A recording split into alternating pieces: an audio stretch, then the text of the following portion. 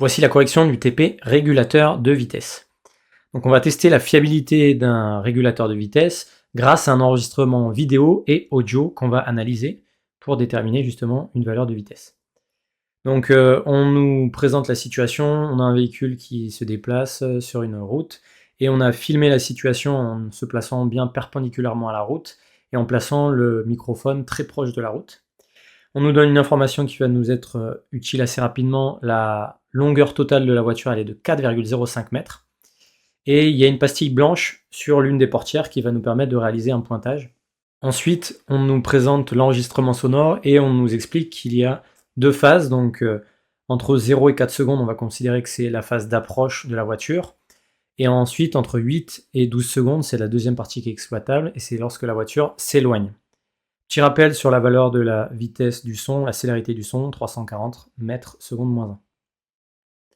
Enfin, on nous propose une formule qu'il faudra utiliser, qui va nous permettre de déterminer la vitesse du véhicule, à condition de connaître la fréquence lorsque la voiture s'approche du microphone, qu'on va noter FR, fréquence de rapprochement, et FE, la fréquence à l'éloignement, donc lorsque la voiture s'écarte du microphone.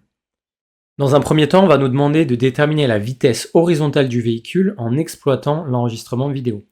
Donc pour cela, on va déjà charger la vidéo dans le logiciel de pointage.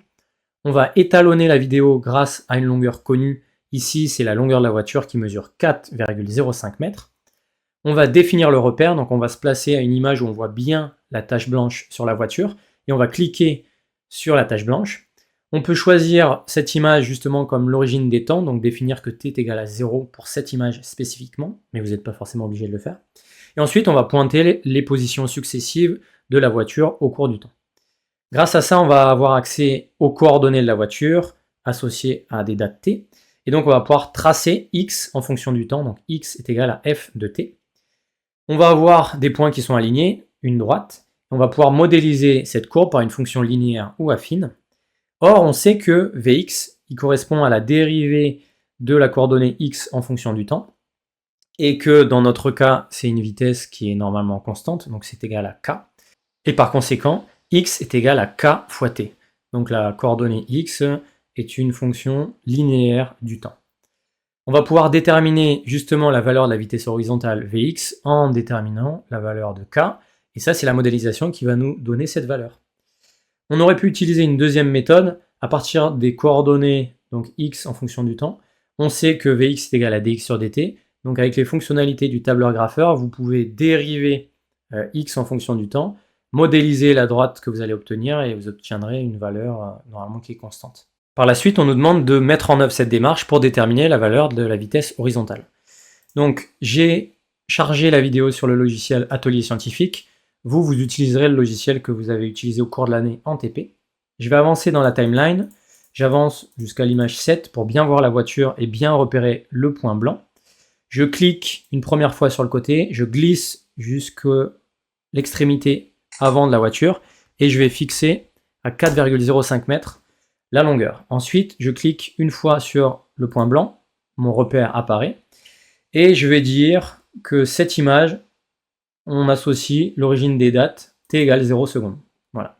Maintenant, je peux cliquer sur traitement et je vais cliquer successivement sur le point blanc. Une fois le pointage effectué, on va pouvoir faire apparaître le graphique x en fonction de t.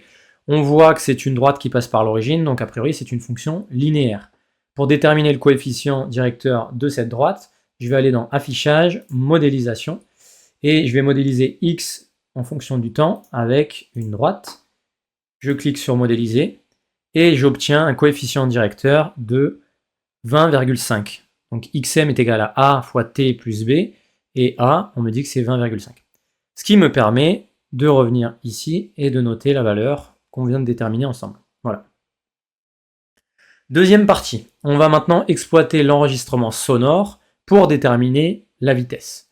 Donc pour ce faire, on va essayer d'utiliser la formule qui est présentée ici. Il faut donc déterminer la fréquence perçue à l'approche, notée FR. On va la déterminer en analysant le signal à environ t est égal à 2 secondes. Puis on va déterminer aussi la fréquence à l'éloignement, qu'on note FE, en analysant le signal à environ t est égal à 10 secondes. Ces valeurs, je les ai fixées en observant cette figure-là. Donc chaque fois, je me suis placé au milieu des phases qui sont dites exploitables, donc 2 et 10. Pour déterminer FR et FE, on va s'intéresser au signal, on va zoomer sur le signal, et on va essayer de repérer au moins 10 motifs élémentaires. On va déterminer la durée ΔT correspondante, et ensuite on en déduira la période du signal. Donc on va simplement diviser ΔT par le nombre de motifs considérés, ici ΔT sur 10. Une fois qu'on a fait cela, on peut appliquer la formule F est égale à 1 sur T, et on va faire de même pour la fréquence à l'éloignement, en considérant la partie du signal autour de 10 secondes. Une fois qu'on a fait cela, on applique la formule qui est présentée ici. On nous demande de mettre en œuvre cette démarche, donc je vais sur Audacity. Sur Audacity, je vais zoomer, alors avec CTRL et puis roulette vers l'avant, je peux zoomer au niveau horizontal. Et puis je peux faire de même en allant sur le côté, CTRL roulette, et là je peux faire un zoom vertical. Si vous voulez, vous pouvez aussi utiliser les fonctions loop ici. Donc là, j'ai toujours pas un signal qui est exploitable. Je vais zoomer, zoomer, zoomer, zoomer. Et on voit un motif qui n'est pas du tout élémentaire parce qu'il se reproduit quasiment jamais identiquement à lui-même. Mais on va quand même faire l'analyse. Il y a du bruit qui s'est rajouté à notre signal qui, on pouvait espérer, était à l'origine un signal périodique.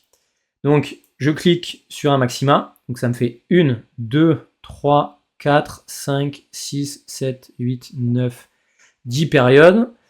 Donc j'ai considéré 10 motifs. Et ici, sur Audacity, on peut choisir plusieurs modes. Donc là, moi, j'ai choisi durée et fin de sélection. Et j'ai demandé de le présenter en secondes et en millisecondes.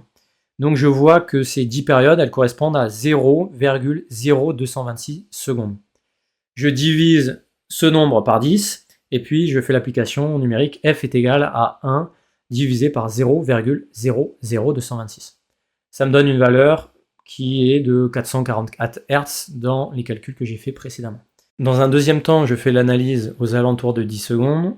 Alors il faut essayer de trouver des zones où on arrive à repérer des motifs ou des maxima ou alors des minima qui sont bien clairs, c'est pas évident du tout. Donc là je fais de même, hein. Je mesure la durée correspondant à plusieurs motifs et puis je vais calculer ma fréquence. En le faisant auparavant, j'obtenais FR est égal à 444 Hz et FE est égal à 390 Hz. Vous obtiendrez sûrement des valeurs un peu différentes. En faisant l'application numérique, j'obtiens 22 mètres secondes moins 1. De la même façon, je pense qu'il y aura une certaine variabilité parce que les mesures de fréquence ne sont pas forcément évidentes à faire. Maintenant que l'on a fait ces calculs, on nous demande, peut-on assurer que le régulateur de vitesse utilisé était fiable, tout en sachant qu'un régulateur de vitesse, il peut faire des variations de vitesse où on a un multiple de 2, donc de 50 à 52, 52, 54, etc. etc. Dans le film, on a une vitesse normalement qui est fixée pour le régulateur de vitesse de 78 km/h. Alors la question, on verra en fonction de vos résultats. Moi, dans un premier temps, ce que j'ai fait, c'est que j'ai converti les deux valeurs que j'avais déterminées, mes valeurs de vitesse expérimentale de la voiture. Donc 20,5 mètres secondes moins 1 fois 3,6, ça nous donne environ 74 km/h. Et 22 mètres secondes moins 1, ça nous donne environ 79 km/h. Donc les méthodes utilisées nous donnent un encadrement entre 73,8 et 79,2. La vitesse attendue, elle était de 78, donc elle est comprise dans cet encadrement, donc très bien. Mais les valeurs déterminées, elles me paraissent trop différentes pour conclure quant à la fiabilité du régulateur de vitesse, parce qu'il doit permettre de fixer la vitesse à 2 km près. Ce n'est pas demandé, mais je pense qu'il faudrait utiliser une toute autre méthode pour s'en assurer. Par exemple, un radar Doppler avec des ondes électromagnétiques qui sont utilisées notamment par les forces de l'ordre pour vérifier qu'on ne fait pas d'excès de vitesse. Voilà. On ferme les logiciels, on range la paillasse et on a fini et on a obtenu normalement une super note. Voilà. Allez, à la prochaine.